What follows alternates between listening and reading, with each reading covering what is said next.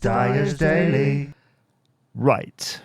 So after the millennium years, I decided to broaden it out a little bit because in the next sort of year or two, it became very samey on that show extremely. So I found myself playing the same records or doing the same features with the same outcome. And so I was like, let's just expand it out and go 90s, noughties, and today. So basically, the last sort of 10 to 15 years at that time. And that allowed me to do, a little bit of 90s, a little bit of 2000s, where I could throw in perhaps a bit of Mika or, something from the late 2000s.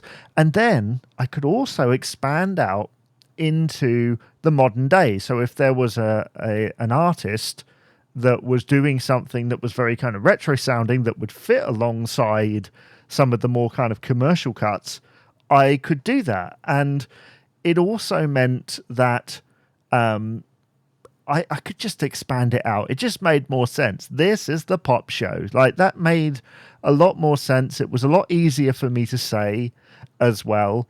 And it's a show that sometimes I do pick up the mantle. I get all my idents out that I had made at the time, and I try to make an episode. And it almost became too easy to do. You fell into some traps, and I think that is the issue that I found with radio at this point. Was I was starting to follow formulas, starting to get very samey on things, fell into exactly the same trap as the millennium years, playing the same tracks or the same ideas week in, week out. This show was a lot easier to syndicate across several stations, because it was a lot easier to explain what it was, a lot easier to deviate around. And of course, I could get unsigned artists as well, who were kind of the pop show artists of tomorrow sort of thing. I enjoyed doing it, but I feel like this is, again, another step along. When you listen to mainstream radio, which was one of the things I was trying to get into when I was making this, you realize that there were other shows already playing this stuff and perhaps inserting just a little bit more into what was required.